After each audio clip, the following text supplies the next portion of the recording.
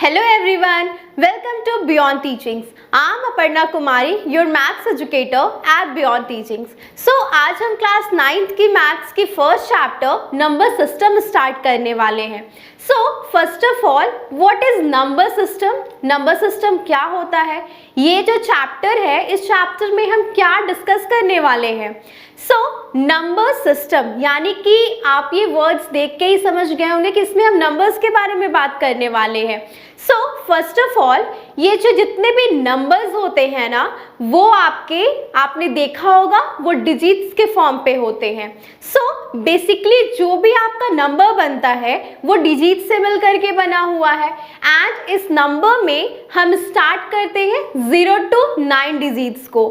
But क्या ये 0 to 9 digits जितने भी हैं ये फॉर्म करते हैं नंबर्स को, जिसमें आपका हो सकता है 1 डिजिट नंबर हो, 2 डिजिट्स नंबर हो, 3 डिजिट्स नंबर हो. ऐसे करते करते ना आप इनफाइनाइट डिजिट्स नंबर जो है वो बना सकते हो. यानी कि जो नंबर्स होता है बेसिकली उसका कोई एंड नहीं होता, वो आपके इनफाइनाइट्स होते हैं. यानी कि उनकी वो काउंटेबल ही नहीं है, वो बहुत सारे हैं, वो इनफाइनाइट होते हैं. मीन्स वो अनंत तक जाते हैं, उनका कोई भी एंड नहीं होता है. जैसे कि आप देखते होंगे ना, रात के टाइम पे जो स्काई में स्टार्स होते हैं, क्या आप उसे जनरली काउंट कर सकते हो? नहीं ना, बिकॉज वो स्टार्स भी कितने होते हैं, वो स्टार्स जो होते हैं वो अनकाउंटेबल फॉर्म पे होते हैं. यानी कि उसको हम जनरली काउंट नहीं कर पाते हैं, वो अनकाउंटेबल है, वो भी आपके इनफाइनाइट नंबर्स ऑफ स्टार्स होते हैं. सेम एज जो नंबर्स होता है ना, वो भी इनफाइनाइट नंबर्स तक होता है. लेकिन हम जो नंबर्स क्रिएट करते हैं, हम जो नंबर्स बनाते हैं, वो आपका बेसिकली 0 to 9 के टर्म पे ही नंबर्स जो हो गए वो यूज होता है. द नेक्स्ट थिंग इज कि ये जो 0 to 9 आप नंबर्स देख रहे हो, इसका यूज आपने देखा होगा डेली अपने डे टू डे लाइफ में यूज करते हुए. यानी कि ये जितने भी नंबर्स है ना, इसका हम यूज जो अपने डेली लाइफ में करते हैं. जब आप किसी को कैश देते हो तो वहां पे हम नंबर्स का यूज करते हैं कि आप उसको अगर 100 रुपीज दे रहे हो, 1000 रुपीज दे रहे हो या फिर 2000 दे रहे हो, तो वहां पे बेसिकली जो होता है वो नंबर्स का यूज होता है. इसके साथ ही आप जब बैंक में जाते हो वहां पे भी नंबर्स का यूज होता है. देन आफ्टर आप जब किसी चीज का मेजरमेंट करते हो, यानी जब मेजरमेंट होता है ना, वहां पे भी नंबर का यूज होता है. सच एज कि हम सभी जानते हैं what is the height of Mount Everest, that is 8848 metres. यानी कि ये जो हाइट में हमने जो नंबर यूज किया है ना, वो भी आपका क्या है? नंबर है. लेकिन हम ये सब चीजें क्यों बातें कर रहे हैं? बिकॉज ये जो नंबर्स होते हैं ना, ये बहुत इंपॉर्टेंट रोल प्ले करते हैं. यानी कि आपके मतलब डे टू डे लाइफ में आप जितने भी काम कर रहे हो, आप मेजरमेंट कर रहे हो, आप मनी रिलेटेड चीज़ें देख लो, तो वहाँ पे ये सारे नंबर्स का यूज़ होता है. सो ये जो नंबर्स हैं वो क्या करते हैं, यानी कि ये डिजिट से मिलकर के ये फॉर्म हुआ है. देन आफ्टर यानी कि आप जितने भी मेजरमेंट्स कर रहे हो वहाँ पे भी क्या है? नंबर्स का यूज हो रहा है. सो आज के क्लास में बेसिकली हम पढ़ने वाले हैं नंबर सिस्टम के बारे में, जो कि मैथ्स का एक बेस होता है. यानी कि ये जो नंबर सिस्टम चैप्टर है ना, ये मैथ्स का एक बेसिक चैप्टर होता है, जिसका कॉन्सेप्ट आप सभी को क्लियर होना बहुत ज़्यादा इंपॉर्टेंस रखता है. बिकॉज इससे ही जो है वो मैथ्स जो है, इसके वर्ड प्रॉब्लम्स रिलेटेड क्वेश्चंस आप देख लो या फिर सिंप्लीफिकेशंस देख लो, ये सारी चीज़ें आपके नंबर सिस्टम यहाँ पे बहुत इंपॉर्टेंट रोल प्ले करती है. फर्स्ट ऑफ ऑल अगर हम बात करें नंबर सिस्टम में, तो नंबर्स बेसिकली कितने टाइप्स के होते हैं. यानी कि ये जो नंबर सिस्टम में ये जो नंबर्स होते हैं ना, उनके वेरियस टाइप्स है. सच एज आप यहाँ देख रहे हो real number. What is real number? क्या ये रियल नंबर क्या है? यानी कि जो भी आप नंबर्स देख रहे हो वो रियल नंबर के टर्म पे आप कैसे फॉर्म करते हो? तो वहां पे ना इस रियल नंबर को हम rational number and irrational number के टर्म पे डिवाइड करते हैं. So what is rational number and what is irrational number? यानी कि ये रेशनल नंबर्स क्या होते हैं? फर्स्ट ऑफ ऑल आज हम बात करने वाले हैं रेशनल नंबर्स के बारे में. तो ये जो रेशनल नंबर्स होते हैं ना, वो बेसिकली आपका p/q के फॉर्म पे होता है. अब आप सोच रहे होंगे p/q फॉर्म क्या होता है? यानी कि फ्रैक्शनल फॉर्म. ये जो आपका रेशनल नंबर है ये आपका फ्रैक्शनल फॉर्म पे होता है, जिसे हम p बाई क्यू के टर्म पे लिखते हैं। जैसे कि आप यहाँ देख रहे हो 2/3, तो 2/3 क्या है? This is a rational number. क्यों? बिकॉज यहाँ पे 2 को हम एज्यूम करेंगे p एंड 3 को एज्यूम करते हैं हम q के टर्म पे, यानी कि जो भी नंबर आपका p बाई q के टर्म पे है उसे ही हम क्या कहते हैं? Rational number. But rational number पे एक कंडीशन अप्लाई की जाती है कि कभी भी इसमें q की जो वैल्यू होगी ना वो 0 नहीं होनी चाहिए। अब ऐसा क्यों है कि q की वैल्यू 0 नहीं होनी चाहिए? बिकॉज आप अगर 2/3 की जगह 2/0 लिखते हो तो ये टर्म आपका क्या होगा? आप सोच रहे होंगे ना कि जब हम 2 को 0 से मल्टीप्लाई करते हैं तो वो 0 हो जाता है, यानी कि कोई भी नंबर, कोई भी n नंबर जब वो 0 के साथ मल्टीप्लाई होती है तो आपको वहां पे रिजल्ट फॉर्म में मिलता है 0। लेकिन क्या जब भी कोई नंबर आपका 0 से डिवाइड होती है तो क्या वो भी 0 के इक्वल होता है? तो नहीं। कभी भी अगर कोई नंबर अगर वो 0 से डिवाइड हो रही है तो इसका मतलब आपका होता है अनडिफाइंड फॉर्म, यानी कि इनफाइनाइट। यानी कि क्या है ना, ये आपका जब कोई नंबर 0 से डिवाइडेड होती है तो वो इनफाइनाइट, वो अनडिफाइंड फॉर्म होता है, यानी ये क्या हो जाता है? आपका अनडिफाइंड फॉर्म है। लेकिन वही जब कोई नंबर, यानी कि अगर वहां 0/1 लिखा है ना तो इसका मतलब क्या होता है? 0। लेकिन इसका मतलब क्या होता है? Undefined form. इसलिए कभी भी ये जो डिनोमिनेटर में ये जो q है ना, इसकी वैल्यू कभी भी 0 नहीं होनी चाहिए, अदरवाइज ये फ्रैक्शन जो है वो आपका अनडिफाइंड हो जाएगा। सो रेशनल नंबर्स जब भी हम चेक करेंगे तो हमें क्या चेक करना है? फर्स्ट ऑफ ऑल कि जो रेशनल नंबर है वो आपका p बाई क्यू के फॉर्म पे होना चाहिए। सेकेंड थिंग कि जो q की वैल्यू है वो 0 के इक्वल नहीं होनी चाहिए, बिकॉज कभी भी अगर कोई नंबर 0 से डिवाइड होता है तो वो अनडिफाइंड हो जाता है। वहीं अगर 0 बाय समथिंग यानी 0 बाय कोई नंबर होगा ना तब वो 0 के इक्वल होता है।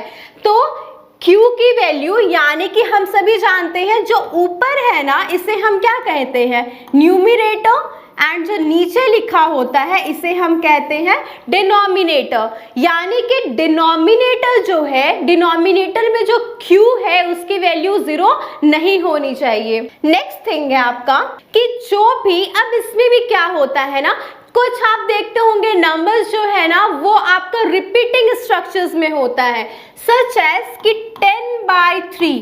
जब आप 10/3 यानी जब 10 को आप 3 से डिवाइड करते हो तो आप क्या देखते हो? यानी कि ये जो 10/3 है ना, जब ये 3 को से आप जब इस 10 में डिवाइड लगाते हो तो क्या होता है? आप यहाँ देखोगे 3 3 ज़ा 9, देन आप यहाँ पॉइंट लगा के अगर 0 लगाते हो देन आफ्टर क्या होगा? 3 3 ज़ा 9, अगेन आप 0 लगाओगे तो 3 3 ज़ा 9। तो ये जो टर्म है ना ये आपका क्या होगा? रिपीट चला जा रहा है, यानी कि वो रिपीटिंग स्ट्रक्चर में है। 3.333333 इस तरह से वो चला जा रहा है, यानी कि पॉइंट के बाद भी ये जो फ्रैक्शन टर्म पे जब आप डिवाइड करते हो तो पॉइंट के बाद भी क्या है? आप देखोगे कि ये डिजिट्स जो है ना वो रिपीटिंग स्ट्रक्चर्स में है, यानी कि जब वो डिजिट्स आपके रिपीटिंग स्ट्रक्चर्स में होती है तो वो भी आपका क्या होता है? Rational number. सो हम लोगों ने क्या देखा कि रेशनल नंबर्स में क्या क्या होना चाहिए? फर्स्ट ऑफ ऑल ये जो p बाई क्यू है, यानी कि ये क्या है? आपका न्यूमरेटर है और ये आपका डिनोमिनेटर है। सो डिनोमिनेटर यानी कि ये जो q है ये कभी भी आपका 0 नहीं होना चाहिए। सेकेंड थिंग हमने क्या देखा कि ये हमेशा p बाई क्यू के फॉर्म पे होना चाहिए। एंड द थर्ड थिंग क्या है कि जब कोई भी नंबर्स आपका अगर पॉइंट के बाद वो रिपीटिंग नंबर्स होता है सच एज 3.3333, नेक्स्ट आप देख लोगे 1.121212 इस तरह से चला जा रहा है। तो ये सारे नंबर्स जो आपके रिपीटिंग स्ट्रक्चर्स में है, इसे ही हम क्या कहते हैं, रेशनल नंबर।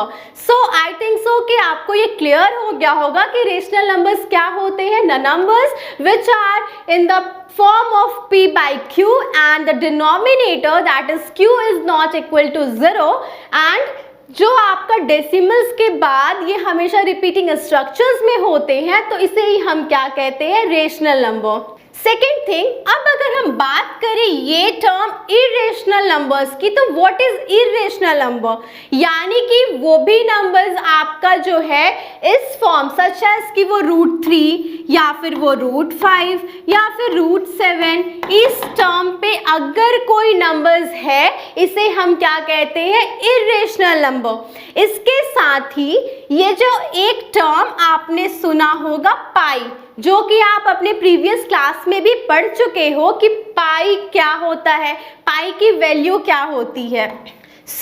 ये जो √3 है, √5 है, √7 है, ये सारे नंबर्स आपके इरेशनल नंबर होते हैं। इसके साथ ही ये जो पाई है, वो पाई भी क्या है, आपका इरेशनल नंबर है।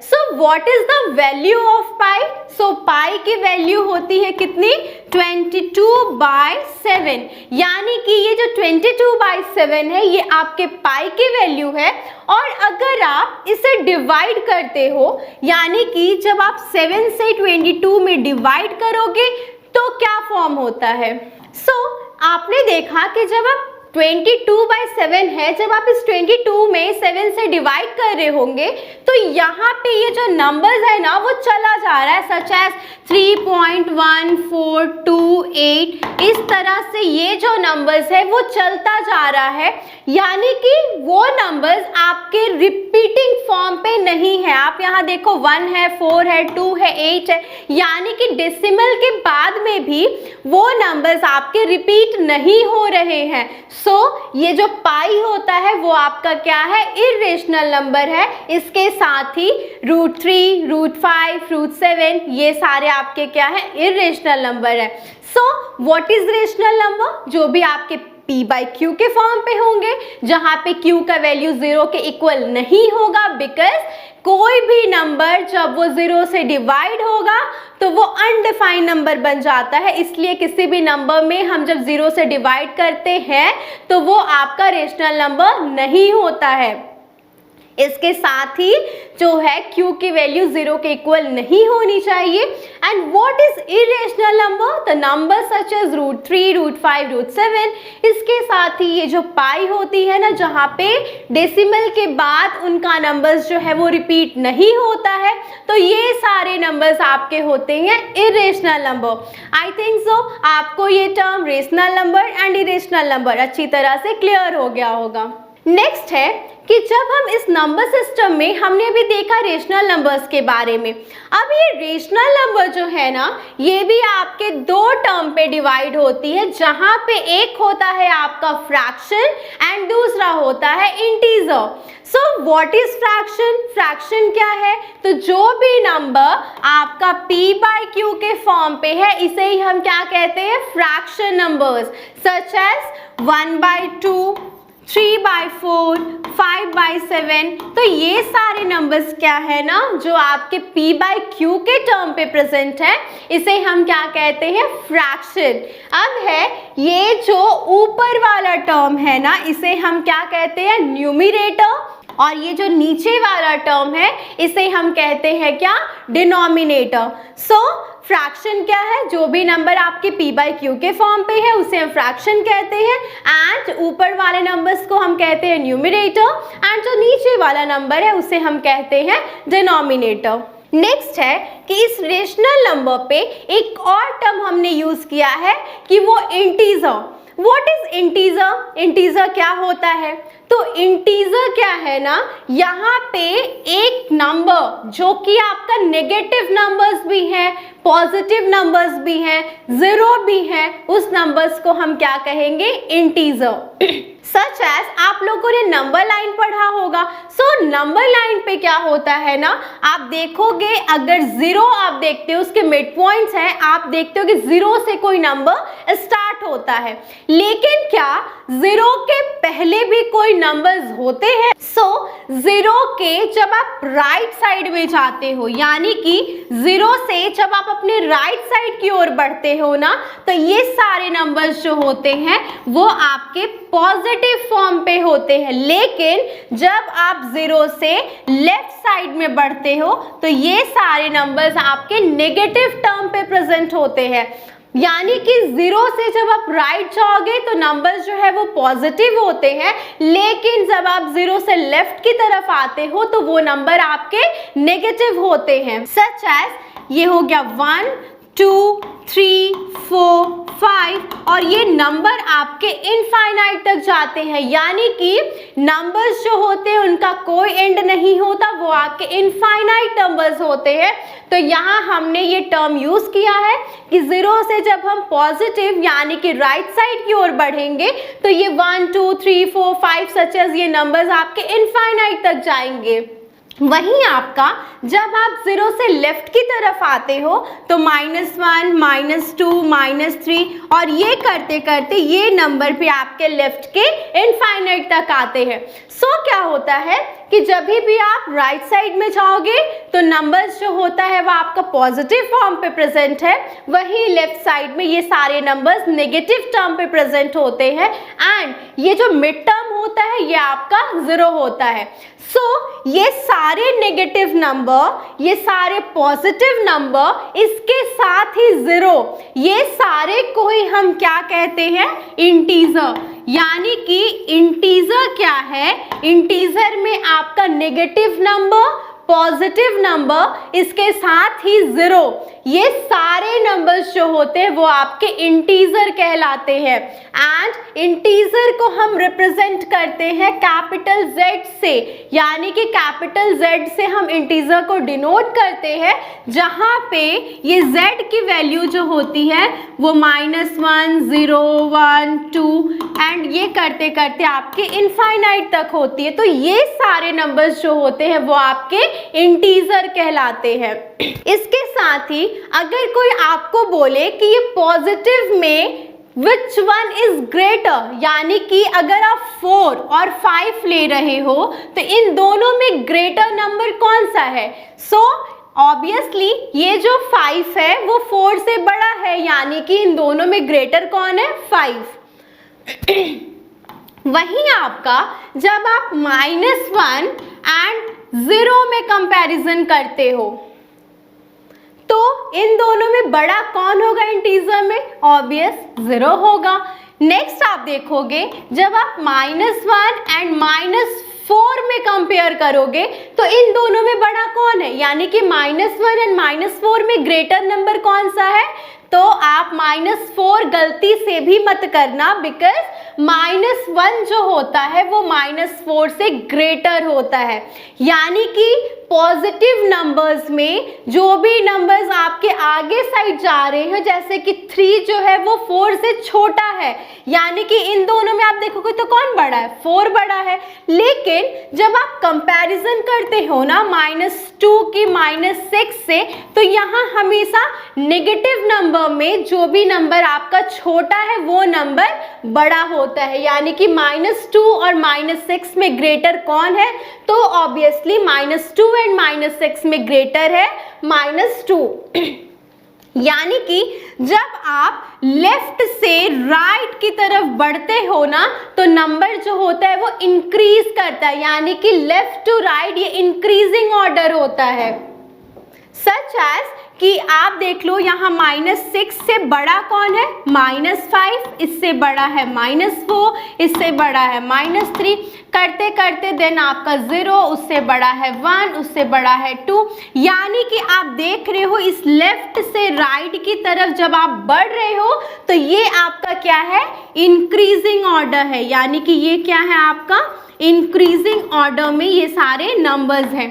यानी कि आप जब भी देखोगे तो हमेशा माइनस के टर्म पे जो नंबर आपका छोटा है, यानी कि -8 एंड -1 में ग्रेटर कौन सा है, तो वो है आपका -1। वहीं अगर आप इस -2 की कंपैरिजन 1 से करते हो ना, तो 1 ऑब्वियसली -2 से बड़ा है। क्यों? बिकॉज नेगेटिव नंबर से हमेशा बड़ा होता है कौन? Positive number. यानी कि नेगेटिव नंबर से बड़ा है कौन? Positive number. सो दैट कि ये -2 से बड़ा क्या होगा आपका? 1 होगा। एंड -8 एंड -1 में जब आप कंपैरिजन करते हो, तो -8 एंड -1 में जब आप कंपैरिजन करते हो, तो उस टर्म पे -1 जो होता है वो -8 से बड़ा होता है। सो आज के क्लास में बेसिकली हमने डिस्कस किया किसके बारे में? नंबर सिस्टम के बारे में। फर्स्ट ऑफ ऑल हमने देखा कि what is rational number, what is irrational number, and then हमने देखा कि जो रेशनल नंबर्स होते हैं वो आपके दो टर्म पे से हमने डिवाइड किया। फर्स्ट एज आपका फ्रैक्शन एंड दूसरा है आपका इंटीजर। सो फ्रैक्शन क्या है? यानी कि जो भी नंबर आपका p/q के टर्म पे है वो आपका क्या होता है? फ्रैक्शन। वहीं जहां भी आपका negative number, positive number and 0 ये सारे मिलकर के इंटीजर फॉर्म करते हैं। इसके साथ ही व्हाट इज रेशनल नंबर, तो जो भी नंबर्स आपके p/q के टर्म पे लिखे जा रहे हैं एंड डेसिमल के बाद भी अगर वो रिपीटिंग नंबर्स हैं, तो वो सारे आपके क्या होते हैं? Rational number. इसके साथ ही रेशनल नंबर्स में क्या होता है? कभी भी डिनोमिनेटर में 0 नहीं होगा, बिकॉज वो अनडिफाइन हो जाएगा। इसके साथ ही अगर आप देखोगे इरेशनल नंबर्स की, सो √2, √3, √5, √7 ये सारे आपके इरेशनल नंबर्स होते हैं। इसके साथ ही जो पाई होता है ना, वो भी आपका एक इरेशनल नंबर है। सो आगे हम अपने नेक्स्ट क्लास में आगे की फर्दर टॉपिक को डिस्कस करेंगे। Thank you and have a nice day.